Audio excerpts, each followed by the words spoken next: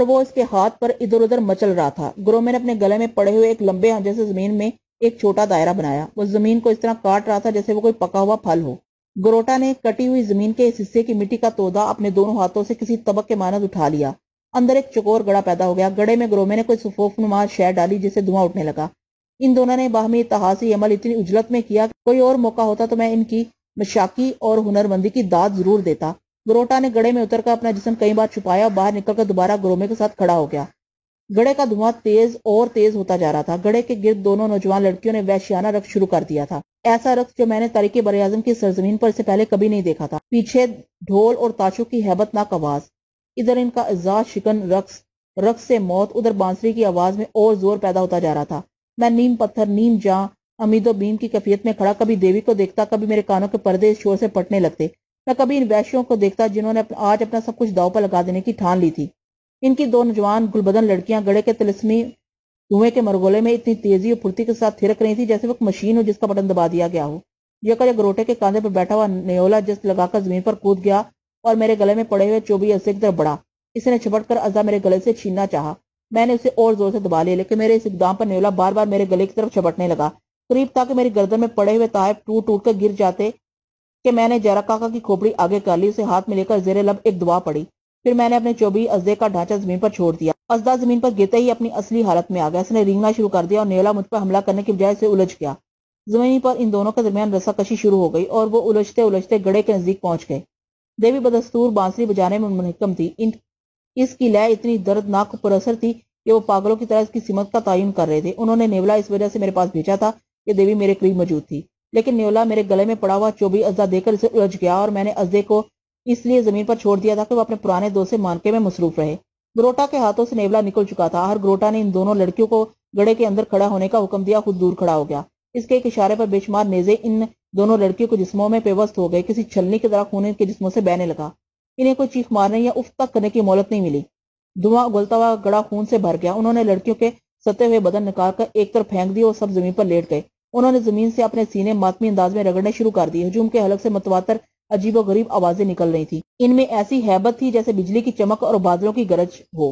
وہ زمین سے اٹھے اور انہوں نے گڑے کا خون اپنے منہ پر اور جسم پر ملنا شروع کر دیا، یہاں تک کہ گڑا خشک ہو گیا۔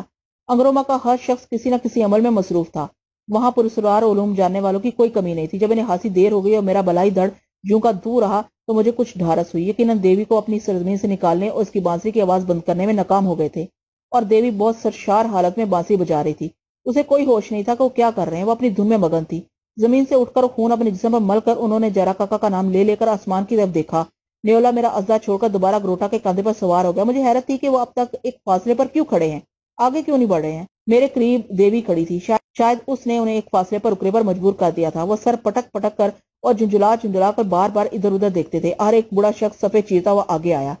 گرومے گروٹا اور دوسرے بزرگ اس کے قدموں پر جھک گئے۔ میں نے انگروما میں اس سے پہلے اس شخص کو نہیں دیکھا تھا۔ اس کی لمبی داڑھی جھول رہی تھی اور گلے میں اتنی چیزیں لٹک رہی تھی کہ گردن جھک گئی تھی۔ اس نے اپنے گلے سے ایک مالا توڑ کر اس کے موتی فضا میں اڑا دیا اور محتاط انداز میں قدم بڑھانے لگا۔ اس کے پیچھے ایک ہجوم بڑھا۔ وہ سب بہت احتیاط سے ایک ایک قدم چل کر کوئی عمل پڑتے ہوئے رکتے اور آگے بڑھتے رہے۔ سب سے آگے وہ شخص تھا جو ابھی آیا تھا۔ گرومے گروٹا اس کے ساتھ ہی عقیدت مندانہ انداز میں اس کے پیچھے تھے۔ ان میں سے کئی لوگ میرے دوست تھے اور مجھے علم تھا کہ وہ علم و فضل میں یکتائے روزگار ہیں۔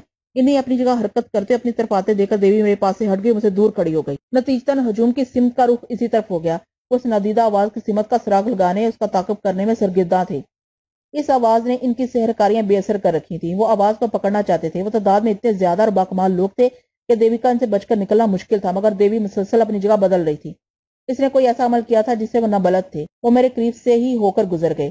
دیوی راستہ بدلتی رہی۔ ہجومی بانسری کی آواز کی سمت شور مچاتا، ڈھول بچاتا، ماتم کرتا، غضبناک انداز میں آگے بڑھتا رہا۔ فضا کے ہولناک شور کی گونج سے یہ معلوم ہوتا تھا کہ آندھیاں چل رہی ہیں۔ وہ دیوی کی آواز کے ساتھ مجھ سے دور ہوتے گئے اور چکر کاٹتے رہے۔ انہوں نے میری طرف سے توجہ ہٹا لی تھی۔ دیوی کبھی پیچھے کبھی آگے ہو جاتی۔ وہ اندھوں کی طرح جدھر سے آواز آتی اسی طرف دوڑ پڑتی۔ جہاں تک میری نظر کام کرتی رہی میں نے دیکھتا رہا۔ پھر دیوی اور وہ ہجوم میری بصارت کے حدود سے باہر چلا۔ یہ ایک ایسا منظر تھا کہ اگر کوئی نبارت دیکھ لیتا تو اس کی زندگی وفا نہ کرتی۔ میں نے یہاں آ کر بہت کچھ دیکھا تھا، چنانچہ میں یہاں تک دیکھ سکتا تھا کہ درخت کی کوئی ٹہنی لچک کر مجھ سے باتیں کرے اور پانی میں آگ لگ جائے اور جانور انسانی لب و لہجہ اختیار کر لیں۔ طلسم اسرار کی سرزمین میں میری رسائی کا سبب شاید یہی تھا کہ میں نے سب کچھ قبول کر لیا تھا۔ انہوں نے وہ دائرہ توڑ دیا جو دیوی نے قائم کیا تھا۔ وہ کسی بھی لمحے دوبارہ ادھر آ کر میرا جسم خاک کے ان گنت ذروں میں تقسیم کر سکتے تھے اگر وہ انتقام و غضب میں بڑھتے تو میں ایک لمحے بھی زمین سے اپنا رشتہ برقرار نہیں رکھ سکتا تھا، لیکن شاید انہوں نے اس طاقت کا اندازہ کر لیا تھا جو مجھے انگرما کی کیسے نجات کے لیے میری مدد کو آئی تھی۔ وہ ان کے سامنے نہیں تھی، لیکن انہوں نے اس کی آواز سونگ لی تھی اور اپنی تمام تر کوشش آواز کے بدن اس کے منبع اور مخرج قید کرنے کی طرف مبذول کر دی تھی۔ میں شش و پنج کی حالت میں کھڑا ان کی یا دیوی کی واپسی کا منتظر تھا۔ اچانک مجھے کچھ رنگ ہوا کے پروں پر لہراتے نظر آئے، پھر ان رنگوں نے میرے قریب آ کر دیوی کی شکل اختیار کر لی۔ اس نے میری سمت دے کر صبر و تحمل کے انداز میں اپنا پنجہ دکھایا اور اپنے رنگ اپنی آواز سمیت کہیں غائب ہو گئی۔ وہ ایک جگہ آ کر ٹھٹکنے کے انداز میں رک گئے۔ گرومے نے اپنے دونوں ہاتھ اٹھا کر ان روک لیا تھا۔ وہ مجھے زہریلی نظروں سے دیکھ رہے تھے اور مجھے ان کے غضب کا پورا اندازہ تھا۔ اب ان کے ساتھ وہ بوڑھا نہیں تھا جو اچانک وارد ہوا تھا۔ ٹھہرو، اگر یہ زندہ رہے گا تو وہ دشمن آواز و نادیدہ طاقت پھر اس کی سمت رخ کرے گی۔ وہ ضرور آئے گی، اور آئے گی تو دیکھ لے گی کہ ہم نے دن ضائع نہیں کیے ہیں۔ ہم نے مقدس زہرا کاکا کی خوشنودی کے لیے صدیاں قربان کر دی ہیں۔ جابر بن یوسف اے موزز شخص، گروٹا کے نرم و شفیق لہجے پر مجھے حیرت ہوئی، حالانکہ گرومے کے طلسم خانے کی دیوار سے ابھی تک دھواں اٹھ رہا تھا۔ میں نے اپنے کان اس کی طرف لگا دیے۔ گروٹا کہہ رہا تھا، تو ہمیں بتا وہ کون ہے جو اتنے زمانے بعد جزیرہ انگرما کی پرسکون فضا میں ہلچل مچانے آ گیا ہے؟ سن اے مرد درویش و حق آگاہ، اگر تو ہم سے زیادہ کچھ طاقتوں سے واقف ہے، وہ طاقتیں تیری ذات کے لیے اتنے بڑے خطرے مول لے سکتی ہیں، تو وہ اور تو دونوں ہمارے لیے مقدس و محترم ہیں۔ ہم اس کی عبادت کریں گے اور جارا کاکا کی طرح اس کی شنودی حاصل کر کے اپنی طاقت اور رتبے میں اضافہ کریں گے۔ تو انگرما پر سب سے قابل احترام شخص ہوگا۔ ہمیں یقین ہے کہ ہم نے غلط آدمی کا انتخاب نہیں کیا ہے۔ بتا وہ کون ہے؟ مقدس لوگوں، میں نے تمام تر انکسار سے کہا، میں جانتا ہوں تمہاری آنکھوں پر پردہ نہیں پڑا ہے۔ تمہیں معلوم ہے جب میں نے تمہارے ہال میں شرکت کی تھی اس وقت میں کسی مذموم خیال سے آلودہ نہیں تھا۔ میں اپنی جگہ جب بھی صادق تھا اب بھی صادق ہوں۔ آج فقط میں نے یہ محسوس کیا کہ جیسے کوئی میرے قریب ہو۔ اس نے خوابناک آواز میں مجھ سے کہا، چلو اپنی زمین پر واپس چلو، تمہارا پانی تمہاری غذا تمہیں بلا رہی ہے۔ میں کسی سحر کا اسیر ہو گیا اور میں نے کہا، چلو۔ کیا تم نے اسے نہیں دیکھا؟ سچ بتاؤ جابر بن یوسف، کیا تم اسے نہیں جانتے؟ بہت سے لوگوں نے ایک ساتھ پوچھا، کیا یہ تمہاری پاکیزگی میں آلودگی کی علامت نہیں ہے؟ ہاں، میں نے اسے دیکھا ہے، وہ رنگوں کی کہکشاں تھی، اور میں نے اسے سنا ہے، وہ عربی کا غنایا تھی۔ میں نے رنگوں کو بولتے دیکھا تو میں ان میں کھو گیا۔ اس آواز نے مجھے حکم دیا، جابر بن یوسف میرے ساتھ آؤ۔ میں نے سر جھکا دیا۔ میں نے انہیں فصاحت سے متاثر کرنا چاہا۔ خوب خوب، گور میں بولا، اور تم نے اسے یہ نہیں بتایا کہ تم کس زمین کی پناہ میں ہو؟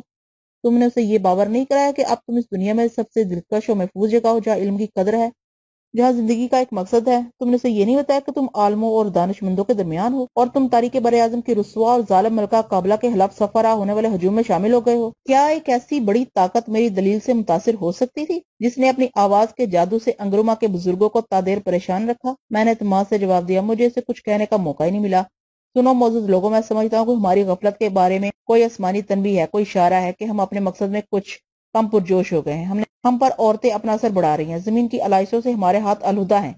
میں نے تاثر انگیز لہجے میں کہا، تم سچ کہتے ہو۔ گروٹا تعصب سے بولا، ہم نے اس غفلت میں گرومے کا طلسم خانہ کھو دیا۔ مجھے افسوس ہے کہ میں نے اپنی درسگاہ نظر آتش کا دی، لیکن میرے پاس ہربیکا کی مقدس آنکھیں محفوظ ہیں۔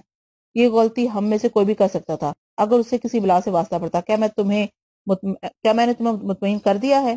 میں نے ان کے کرمناک چہرے دے کر پوچھا۔ ہاں جابر بن یوسف، تمہاری موجودگی ہمارے لیے اطمینان کا باعث ہے۔ تم اب زمانوں کے لیے پتھر میں مقید کیے جا رہے ہو، تمہارا زیری حصہ مجمد ہو چکا ہے۔ جب ہمیں تمہاری ضرورت پڑے گی، ہم علم و فضل میں کچھ آگے بڑھ جائیں گے تو ہم تمہیں بیدار کر لیں گے۔ ممکن ہے کبھی دوبارہ اس طرف پر رخ کرے۔ ہمارے وہ بزرگ جو انگرما کے غاروں میں بیٹھے ہوئے ہمارے لیے عبادت میں مصروف ہیں، انہیں ہم طلب کر لیں گے اور روحوں کو آزاد کرا لیں گے۔ ہم کیا کر سکتے ہیں یہ تم جانتے ہو۔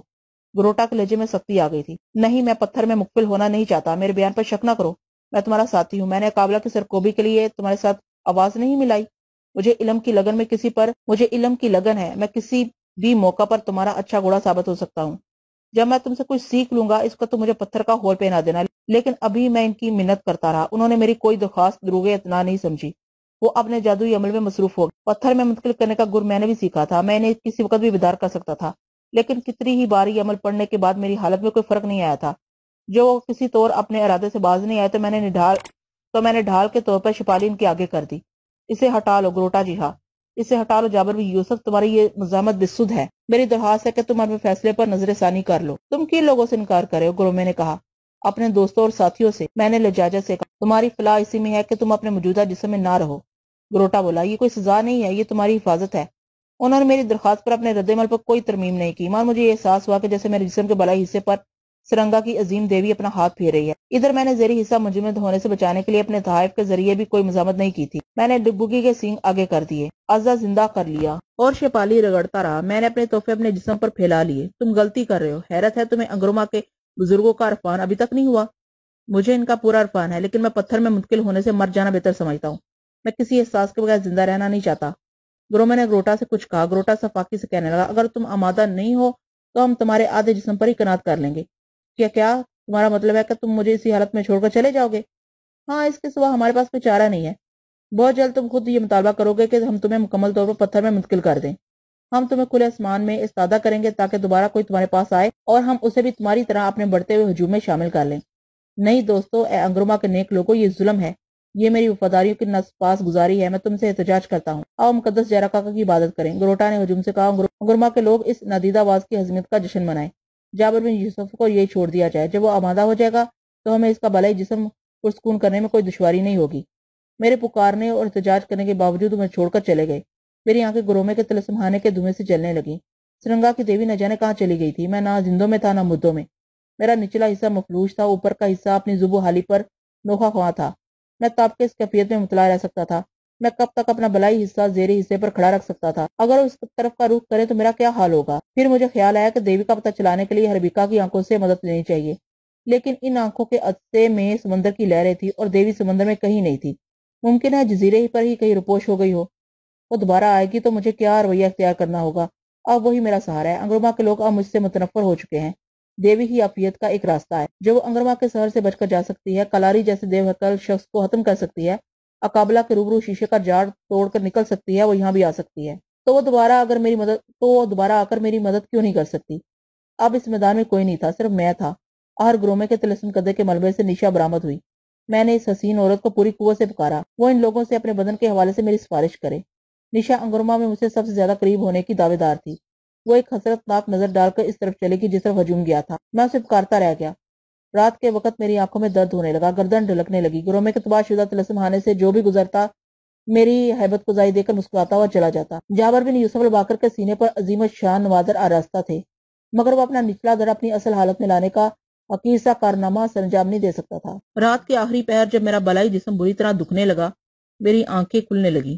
میں نے دیکھا وہ خانوادہ قابلہ کی بدنصیب کنیز نشا تھی۔ نشا نے میرے گلے میں باہیں ڈال دی اور اس کی انگلی میں بالوں کی ایک اور لٹ جل رہی تھی اور جلتے ہوئے بالوں کی روشنی میرے چہرے پر پڑ رہی تھی۔ نشا، میں نے کرب سے آواز دی، میں تمہیں زمین پر لٹا دیتی ہوں، اس طرح تمہیں کچھ آرام مل جائے گا اور تم اپنے تحائف سے مدد لینے کے قابل ہو جاؤ گے۔ وہ آہستگی سے بولی۔ میں نے اپنے دونوں ہاتھ اس کے بازو میں حمایت کر دیے۔ وہ مجھے لیے زمین پر گر گئی۔ میں نے اس کی زلفیں چومتے ہوئے کہا، تم میری مدد کر کے ہسارے کا سودا کر رہی ہو۔ وہ بولی، وہ میرا کچھ نہیں کر سکتے، میں نے مشروب حیات پیا ہے، میں ان کی ضرورت ہوں اور تمہارے کچھ زیادہ کام بھی نہیں آ سکتی۔ مگر جابر، تم نے یہ کیا؟ میں سمجھ رہا تھا شاید مجھے اجازت مل گئی۔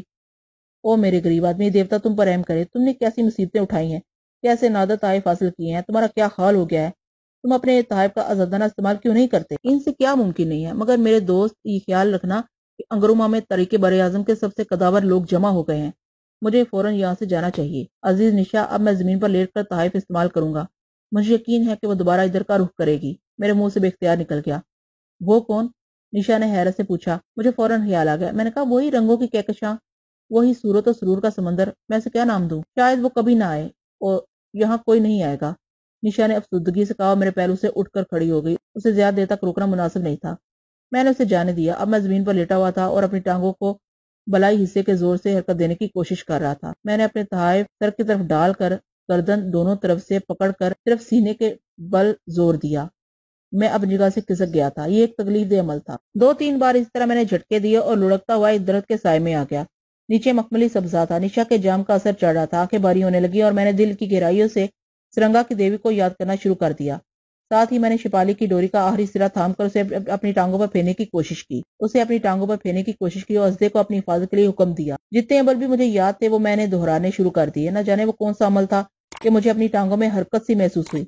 میں نے سر اٹھا کر دیکھا، میری آنکھیں جلنے لگی۔ میں نے دیکھا دیوی ٹانگوں کے نزدیک بیٹھی میرے زیریں حصے پر ہاتھ پھیر رہی ہے۔ میری ٹانگیں صحیح و سلامت تھیں۔ میں نے پورے مسرت سے اس کے ہاتھ پکڑنے چاہے لیکن وہ دور ہوتی چلی گئی۔ میں اٹھ کر بے تحاشا اس کی طرف دوڑا۔ چند ہی قدم چل کر اس نے مجھے ساحل کی طرف اشارہ کیا اور ایک خاص جگہ جا کر کھڑی ہو گئی۔ اس نے مجھے آگے بڑھنے کے لیے ہاتھ پھیلائے، خود رک گئی۔ جب میں ہاتھ سے دور نکل گیا تو مجھے اپنے پیچھے ایک فاصلے پر آتی ہوئی نظر آئی، لیکن اس کے پیچھے کیا تھا؟ ایک طویل سیاہ چادر، میں کچھ نہیں دیکھ سکا۔ اس کے دونوں ہاتھ پھیلے ہوئے تھے۔ اس سیاہ تاریک رات کو میں گرومے کے گھر سے قریب تھا۔ ابھی ہم چند قدم تیز رفتار سے دوڑے ہوں گے کہ حبشیوں کی آمد کا گلگلہ ہوا۔ وہی شور، وہی نکارے۔ میں نے پیچھے مڑ کر دیکھا تو مجھے دھند کے سوا کچھ نظر نہیں آیا، البتہ دیکھوں میں تھی۔ اچانک بجلیاں سی کڑکی اور انہوں نے دیوی کو اپنی لپیٹ میں لے لیا۔ روشنی کے جھماکے آنن فانن اس کے وجود پر مسلط ہو گئے۔ دیوی کے پیچھے ایک ہولناک قیامت برپا تھی جس کی دید سے میں محروم تھا۔ میں صرف شور اور ہاہو ہی سن سکتا تھا اور چمکتی ہوئی بجلیاں دیکھ سکتا تھا۔ میں نے محسوس کیا کہ ان کی اور دیوی کے مابین ایک عجیب طلسمی جنگ جاری ہے۔ بار بار پیچھے مڑ کر دیکھنے سے میں گر پڑتا تھا اور پھر بھاگنے لگتا تھا۔ شعلوں، روشنیوں کے جھماکوں اور نیزوں کے درمیان دیوی آگے بڑھ رہی تھی۔ وہ میرے راستے کی دیوار بنی ہوئی تھی اور تمام بار خود سہ رہی تھی۔ عقب میں پورا جنگل جلا ہوا معلوم ہوتا تھا۔ ان کے ہاتھوں میں جو مشلیں تھیں ان سے اندازہ ہوتا تھا کہ وہ دیوی سے زیادہ دور نہیں ہے۔ دیوی کے دونوں ہاتھ روشنیوں میں نہا رہے تھے۔ وہ اتنی بڑی اور اتنی قداور معلوم ہو رہی تھی کہ میں دور چلتے ہوئے بھی اس کی آغوش کی امان محسوس کر رہا تھا۔ سمندر تک یہ لڑائی جاری رہی۔ مشعلیں آسمان پر اس طرح اڑ رہی تھی جیسے تیاروں کی جنگ جاری ہو۔ اگر میں اس بار ان کے ہاتھ پڑ جاتا تو مجھے روحوں کے غار میں دھکیل دیتے۔ یہ میرے لیے آخری موقع تھا۔ چنانچہ میں پوری طاقت سے بھاگ رہا تھا، انگرما سے فرار، یا وہاں سے نجات کے خیال کی بنا پر جسم میں ایک سنسنی سی دوڑتی محسوس ہوئی، ایک جوش۔ کیا ایسا ممکن ہے؟ مگر یہ ممکن ہو رہا تھا۔ ساحل نظر آ رہا تھا۔ ساحل کے نزدیک پہنچنے کے بعد مجھے دیوی کے اشارے کی ضرورت تھی کہ میں کس طرح مڑوں، کیونکہ آگے پانی تھا۔ میں نے پیچھے مڑ کر دیکھا کہ دیوی کا رخ بدل گیا ہے۔ میں بھاگ کر اس کے بدن کی سیدھ میں ہو گیا اور بار بار تصدیق کرتا رہا کہ میں کہیں اس کی ایمان سے نکل تو نہیں رہا ہوں۔ ابھی میں کچھ دور چلا تھا کہ مجھے ساحل پر کشتیوں کی قطار نظر آئی۔ میں کئی بار ساحل کی طرف آیا تھا لیکن میں نے وہاں ایک بھی کشتی نہیں دیکھی تھی۔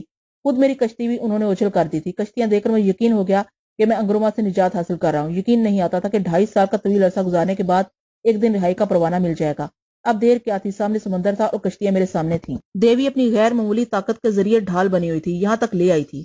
جب میں نے انگرما کی خشکی سے قدم اٹھائے اور سمندر کا پانی میرے جسم سے لگا تو مجھ پر شادی مرگ کی سی کیفیت طاری ہو گئی۔ میں بھول گیا کہ پیچھے لرزہ خیز معرکہ جاری ہے اور دیوی ابھی مصیبت میں ہے، کیونکہ وہ اپنے تمام حربے آزمائیں گے۔ آسمان آگ اگل رہا ہے اور زمین پر چاروں طرف سے نیزے ابل رہے ہیں۔ وہ نیزے جن میں آگ کے تیر تھے وہ سمندر میں ادھر ادھر گر رہے ہیں۔ کوئی تیر میرے سر پر بھی لگ سکتا ہے۔ اب کچھ بھی ہو۔ میں نے کشتی کو دھکا دیا، اچھل کر اس میں بیٹھ گیا۔ اب جب کشتی لہروں کے اوپر آئی تو میں نے انگرما پر الوداعی نظر ڈالی۔ ساحل پر مشلوں کی قطاروں سے ایسا معلوم ہوتا تھا جیسے آگ لگی ہوئی ہو۔ مشلیں دور دور تک نظر آ رہی تھی، نیزے میرے دائیں بائیں گر رہے تھے اور سمندر کی لہریں مجھے انگرما پر دوبارہ دھکیلنے کے لیے اپنا زور صرف کر رہی تھی۔ چنگاریاں میری کشتی کے اوپر رقص کرنے لگی۔ میں نے گھبرا کر ساحل کی طرف دیکھا۔ دیوی پانی میں اتر رہی تھی، اس کے سر پر دائیں بائیں ادھر ادھر بجلیاں چمک رہی تھی۔ وہ آگ میں نہاتی ہوئی سمندر میں اتر گئی اور کئی پہنائیوں میں گم ہو گئی۔ نیزوں اور مہالب طوفانی لہروں کا سارا زور میری طرف ہو گیا۔ میں کشتی میں اوندے منہ لیٹ گیا۔ میں نے درمیان کی لکڑی مضبوطی سے پکڑ لی۔ اگر لہریں حسب سبق مجھے دوبارہ انگرما میں پھینک دیں گی تو میں سمندر میں کود جاؤں گا۔ یہ ارادہ کر کے میں لیٹا رہا۔ میں نے ان لہروں کی زد سے تاہیں بچانے کے لیے اپنا ایک ہاتھ سینے کے نیچے رکھ لیا۔ مجھے معلوم تھا کہ اتنی آسانی سے وہ شکست قبول نہیں کریں گے۔ انہیں سمندروں پر عبور حاصل ہے۔ وہ کہتے تھے کہ وہ لہروں کا رخ موڑ دیتے ہیں۔ ان کا دعویٰ تھا کہ وہ پانی میں آگ لگا سکتے ہیں۔ میں اس سے پہلے بھی ایسے سمندری طوفان سے گزر چکا تھا۔ تھوڑی دیر بعد کشتی پر دیوی نمودار ہوئی۔ اس کا ایک ہاتھ جزیرے کی طرف تھا اور دوسرا آسمان کی طرف۔ شدید ہچکولوں میں وہ کسی ستون کی طرح کشتی میں کھڑی ہوئی تھی۔ ہر طرف نیزے گر رہے تھے مگر اس طوفان بلاخیز میں کشتی آگے بڑھتی رہی۔ سال کا شور دور ہوتا گیا۔ میں انگرما سے دور ہونے لگا۔ ہاں، یہ سچ ہے، وہ دور ہو رہے تھے، یہ کوئی خواب نہیں تھا۔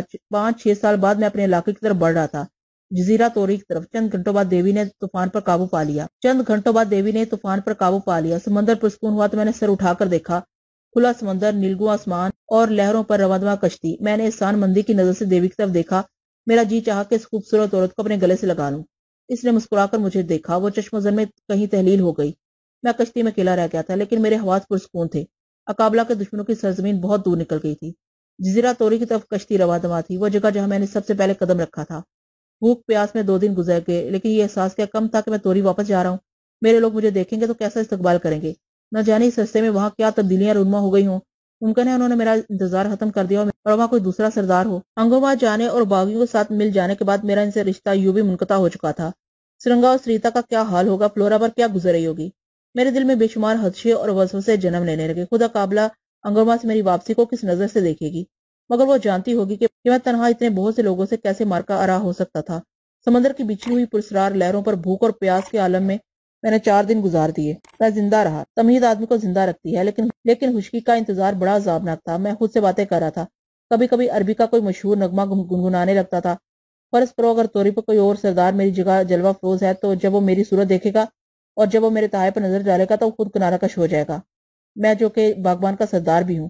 توری بھی شوالا موجود ہے، شوالا کا کیا عالم ہوگا؟ اس کی نظریں میرا سینہ دیکھ کر پتھرا جائیں گی، اس قلب کی کیا کیفیت ہوگی؟ 5ویں روز جب بھوک اور پیاس کی شدت سے میری حالت ابتر تھی، مجھے جزیرہ توری کی سرزمین دکھائی دی۔ وہی درخت، وہی سرمست کر دینے والی ہوا، کشتی لہروں کے سہارے خشکی سے لگ گئی۔ میرا دل جسم سے باہر آنے کے لیے مچلنے لگا۔ میں نے کشتی ایک ٹھوکر سے دور پھینک دی اور سینہ تار کر ساحل پر آ گیا۔ انہیں خبر نہیں ہوئی تھی کہ میں آ رہا ہوں۔ ایک پتھر پر بیٹھ کر انگلیوں سے اپنے بال سلیقے سے ترتیب دے کر میں نے اپنے تحائف ٹھیک کیے اور بستی سے پہلے پڑنے والے جنگل میں چلا۔ جنگل کی خوشبو میں درختوں کی شاید چھیڑتا، پتے توڑتا، جنگلی پھل کھاتا ہوا آگے بڑھتا رہا۔ جنگل میں مجھے ایک جگہ خیال آیا کہ بستی میں دال ہونے سے پہلے مجھے سمورال کی مالا سے رہنمائی حاصل کرنی چاہیے۔ مالا کے دانے روشن ہو گئے، میری مسرتوں کا کوئی ٹھکانہ نہ رہا۔ پھر میں چلا، ایک پیلے بدمست کی طرح، ایک شیر شکم سیر کی طرح۔ جب وہ اچانک مجھے دیکھیں گے کہ ان کا سردار جابر بن یوسف زندان کے سامنے کھڑا ہے تو میرے قبیلے میں کیسا رنگ چھا جائے گا۔ دور ہی سے بستی کی جھوپڑیاں ایک قطار میں نظر آ رہی تھی۔ سب کچھ وہی تھا۔ ایک اونچی جگہ کھڑے ہو کر میں نے اپنے علاقے کا نظارہ کیا۔ وہ زندگی متحرک معلوم ہوتی تھی۔ اس وقت میرے قریب سے میرے علاقے کا شخص گزرا۔ میں نے اسے رو کر پوچھا، کیوں رے؟ اس علاقے کا سردار کون ہے؟ وہ میرے سینے پر راستہ نوادہ دے کر گم ہو گیا اور کوئی جواب دینے کی بجائے قدموں پر گر گیا۔ دہشت سے اس کا سر دوبارہ نہیں اٹھا۔ میں نے اس کے بال پکڑ کر اسے بمشکل تمام کھڑا کیا۔ مقدس سردار جابر بن یوسف، وہ ہکلا کر بولا، تمہارے لوگ تمہارے منتظر ہیں۔ مجھے پہچان کیا تھا، اس لیے اس کے جسم پر لذت آ رہی تھا۔ جاؤ اور آگے جا کر انہیں خبر کر دو کہ ان کا سردار واپس آ گیا ہے۔ میں نے تہمکانہ انداز میں کہا۔ وہ سربٹ بھاگا اور راستے میں کئی بار گرا، ہامتا کامتا بستی میں داخل ہو گیا۔ پھر میں نے ڈھول اور نکارے پیٹنے کی آواز سنی۔ ابھی میں آدھے راستے پر تھا کہ میرے علاقے کے لوگ اپنی جھونپڑیوں سے بے نہ نکلے۔ فرازو ان میں سب سے آگے ہو گیا۔ وہ سب مجھ سے کچھ دور کھڑے ہو کر زمین پر عقیدت و طاعت کے اظہار میں گر گئے اور فرازو وفادار کتے کی طرح میرے پیر چاٹنے لگا۔ بستی کے قریب پہنچتے ہی میری پشت پر ہزاروں افراد کا ٹھٹ جمع ہو گیا۔ میں جس راستے سے گزرتا لوگ عقیدت سے زمین پر گر جاتے، وہ حیرت سے میری صورت دیکھتے۔ مکان تک پہنچتے پہنچتے میرے قبیلے کے سارے لوگ میری دید کو آ چکے تھے اور مکان کے سامنے ایک ہجوم لگا ہوا تھا۔ وہ میری عوامی عادتوں سے اب واقف تھے، اس لیے مجھ سے کچھ سننے کے منتظر تھے۔ بستی میں اس سے پہلے ایسا کوئی رواج نہیں تھا کہ سردار اپنے قبیلے کے لوگوں سے مخاطب ہو۔ فرازو نے اپنا ہاتھ بلند کر کے انہیں خاموش رہنے کی تلقین کی۔ تمام نکارے، ڈھول، تاشے بند ہو گئے اور جمع غفیر پر ایک سکوت طاری ہو گیا۔ مجھے 8 افراد نے بڑی احتیاط اور احترام سے ٹانگوں سے پکڑ لیا۔ میں اتنا بلند ہو گیا کہ سب لوگوں کو نظر آنے لگوں۔ دور تک سر ہی سر نظر آتے تھے۔ میرے کھڑے ہوتے ہی مجھ پر ایک انتشار سا پیدا ہوا۔ میں نے توری کے وہ شناسا چہرے محبت اور فخر کی نظر سے دیکھے اور اپنے دونوں ہاتھ اٹھا لیے۔ نتیجتاً ہجوم بھی میرے اقدام کی پیروی کی اور ہاتھ ہلا ہلا کر زور سے اطاعت کا اظہار کرنے لگے۔ میں نے اونچی آواز میں انہیں مخاطب کیا، توری کے لوگوں، کیا مجھے پہچانتے ہو؟ میں کون ہوں؟ میں نے بھرائی ہوئی آواز میں کہا۔ جواب میں سرگوشیاں سی ہونے لگی اور بے اختیار ان کے سیاہ جسموں میں سفید دانت کھلکھلانے لگے۔ ان پر میرے اس جملے کا خوشگوار اثر پڑا۔ میں تمہارا سردار جابر بن یوسف ہوں اور آج ایک عرصے کے بعد خود کو تمہارے درمیان پا کر اپنی رگوں میں خون کی گرمی محسوس کرتا ہوں۔